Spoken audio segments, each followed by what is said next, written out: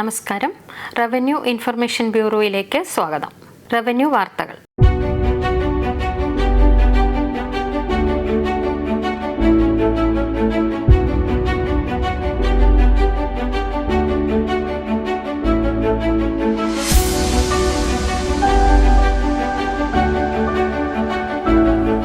പ്രധാന വാർത്തകൾ.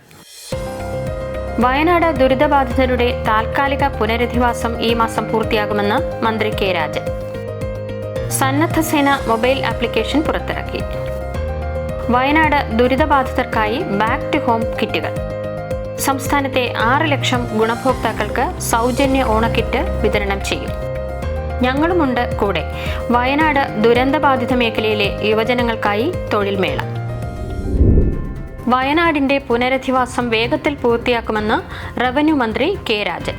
ആർക്കും ബുദ്ധിമുട്ടുണ്ടാവാത്ത തരത്തിലായിരിക്കും പുനരധിവാസം പൂർത്തിയാക്കുക. ഓരോ വ്യക്തികളുടെയും വിവരങ്ങൾ ശേഖരിക്കാൻ സ്റ്റാറ്റിസ്റ്റിക്സ് വകുപ്പിനെ ചുമതലപ്പെടുത്തിയിട്ടുണ്ട്. ഓരോരുത്തരുടെയും പരാതികൾ സർക്കാർ കേൾക്കുമെന്നും വാടക വീടുകൾക്ക് ഡെപ്പോസിറ്റ് ആവശ്യപ്പെടുന്നെങ്കിൽ അറിയിക്കണമെന്നും മന്ത്രി പറഞ്ഞു. ആളുകൾക്ക് 6000 രൂപയ്ക്ക് മുകളിൽ ആവശ്യമെങ്കിൽ അതും പരിഗണിക്കുമെന്നും ആഗസ്റ്റ് 30-നകം താൽക്കാലിക പുനരധിവാസം പൂർത്തിയാക്കുമെന്നും മന്ത്രി അറിയിച്ചു. മുഖ്യമന്ത്രി നേരിട്ടിടപെട്ടാണ് പുനരധിവാസ നടപടികൾ കൈകാര്യം ചെയ്യുന്നത്. കേരള മോഡലിലായിരിക്കും പുനരധിവാസം പൂർത്തിയാക്കുന്നത്. വിദഗ്ധ സമിതി നിർദ്ദേശങ്ങളുടെ അടിസ്ഥാനത്തിലാണ് നടപടികൾ സ്വീകരിക്കുന്നതെന്നും മന്ത്രി പറഞ്ഞു. അടിയന്തര ധനസഹായം 90% പൂർത്തിയാക്കിയിട്ടുണ്ട്. മന്ത്രിതല ഉപസമിതി കൃത്യതയോടെ പ്രവർത്തിക്കുന്നുണ്ട്. 26, 27 തീയതികളിൽ സ്കൂളുകൾ തുറക്കാനും തീരുമാനമായിട്ടുണ്ടെന്ന് മന്ത്രി കെ രാജൻ വ്യക്തമാക്കി. സംസ്ഥാനത്തെ സന്നദ്ധ പ്രവർത്തകരെ ഒരു കുടക്കീഴിൽ കൊണ്ടുവരാനും അവരുടെ പ്രവർത്തനങ്ങൾ ഏകോപിപ്പിക്കുന്നതിനുമായി സാമൂഹിക സന്നദ്ധ സേന ഡയറക്ടറേറ്റിന്റെ സന്നദ്ധ സേന മൊബൈൽ ആപ്ലിക്കേഷൻ പുറത്തിറക്കി. മുഖ്യമന്ത്രി പിണറായി വിജയൻ ആപ്പ് പ്രകാശനം ചെയ്തു. സന്നദ്ധ പ്രവർത്തകർക്ക് ഔദ്യോഗികമായി രജിസ്റ്റർ ചെയ്യുന്നതിനും പരിശീലന പരിപാടികളുടെയും മറ്റും വിവരങ്ങൾ ലഭ്യമാക്കുന്നതിനും ദുരന്തമുഖത്ത് ദുരിതാശ്വാസ പ്രവർത്തനങ്ങൾ ഏകോപിപ്പിക്കുന്നതിനും ആപ്പ് സഹായകമാകുമെന്ന് മുഖ്യമന്ത്രി പറഞ്ഞു. കൂടാതെ കേരളത്തിലെമ്പാടുമുള്ള സന്നദ്ധ പ്രവർത്തകരുടെ വലിയ കൂട്ടായ്മ ഇതുവഴി രൂപപ്പെടുത്താവുന്നതാണ്. അശരണർക്കും ദുരിതബാധിതർക്കും കാര്യക്ഷമമായി സാന്ത്വനമെത്തിക്കാൻ സാധിക്കണം. കേരളമെങ്ങും വേരുകളുള്ള വലിയ മുന്നേറ്റമായി ഈ സന്നദ്ധ സേന കൂട്ടായ്മ മാറേണ്ടതുണ്ടെന്നും മുഖ്യമന്ത്രി പറഞ്ഞു. വയനാട് ജില്ലാ ഭരണകൂടത്തിന്റെയും കുടുംബശ്രീ ജില്ലാ മിഷന്റെയും സംയുക്ത ആഭിമുഖ്യത്തിൽ മേപ്പാടി ദുരിതബാധിത പ്രദേശത്തെ യുവജനങ്ങൾക്കായി ഞങ്ങളുമുണ്ട് കൂടെ തൊഴിൽമേള സംഘടിപ്പിച്ചു. റവന്യൂ വകുപ്പ് മന്ത്രി കെ രാജൻ തൊഴിൽമേള ഉദ്ഘാടനം ചെയ്തു. മേപ്പാടി മുണ്ടക്കൈ ഉരുൾപൊട്ടൽ ദുരിതബാധിത മേഖലയിലെ തൊഴിൽ അന്വേഷകർക്ക് വരുമാനദായക തൊഴിലവസരങ്ങൾ സൃഷ്ടിക്കുക എന്ന ലക്ഷ്യത്തോടെ വിവിധ ഘട്ടങ്ങളിലാണ് തൊഴിൽമേള നടക്കുന്നത്. Upadhyaya Grameen Kaushalya Yojana, Kerala knowledge economy mission പദ്ധതികളിൽ ഉപഭോക്താക്കളായ തൊഴിൽ അന്വേഷകരെയാണ് ആദ്യഘട്ടത്തിൽ പരിഗണിച്ചത്. ഓണാഘോഷങ്ങൾക്കായി ഇത്തവണ സംസ്ഥാനത്തെ AAY കാർഡ് ഉടമകൾക്കും ക്ഷേമ സ്ഥാപനങ്ങളിലെ താമസക്കാർക്കും 13 ഇനം അവശ്യ സാധനങ്ങൾ ഉൾപ്പെടുത്തിയ സൗജന്യ ഓണക്കിറ്റ് വിതരണം ചെയ്യും. ഇതിന് 34.29 കോടി രൂപ മുൻകൂറായി സപ്ലൈകോയ്ക്ക് അനുവദിച്ചു. വയനാട് ദുരിതബാധിത പ്രദേശങ്ങളിലെ എല്ലാ റേഷൻ കാർഡ് ഉടമകൾക്കും സൗജന്യ ഓണക്കിറ്റ് വിതരണം ചെയ്യും. റേഷൻ കാർഡുകൾ വഴി 5,88,658 AAY കിറ്റുകളും ക്ഷേമ സ്ഥാപനങ്ങളിലെ അന്തേവാസികൾക്കായി 9,810 കിറ്റുകളുമാണ് വിതരണം ചെയ്യുക. മേപ്പാടി ചൂരൽമല മുണ്ടക്കൈ ദുരന്തവുമായി ബന്ധപ്പെട്ട് ദുരിതാശ്വാസ ക്യാമ്പുകളിൽ നിന്നും പുതിയ താൽക്കാലിക താമസ സ്ഥലങ്ങളിലേക്ക് മാറുന്ന ആളുകൾക്ക് ബാക്ക് ടു ഹോം കിറ്റുകൾ തയ്യാറാക്കി നൽകി.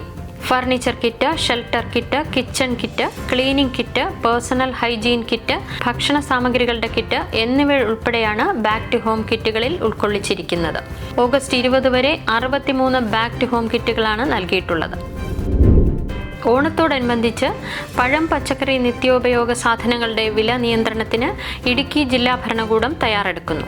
ഇതിന്റെ ഭാഗമായി ഭക്ഷ്യം, കൃഷി എന്നീ വകുപ്പുകളുടെയും വ്യാപാര പ്രതിനിധികളുടെയും യോഗം ജില്ലാ കളക്ടർ വി വിഘ്നേശ്വരി വിളിച്ചു ചേർത്തു. റവന്യൂ, ലീഗൽ മെട്രോളജി, പൊതുവിതരണം, പോലീസ്, ഫുഡ് സേഫ്റ്റി, ആരോഗ്യം എന്നീ വകുപ്പുകളുടെ സംയുക്ത സ്ക്വാഡ് ജില്ലാ കളക്ടറുടെ നേതൃത്വത്തിൽ ജില്ലയിലാകെ പരിശോധന നടത്തും.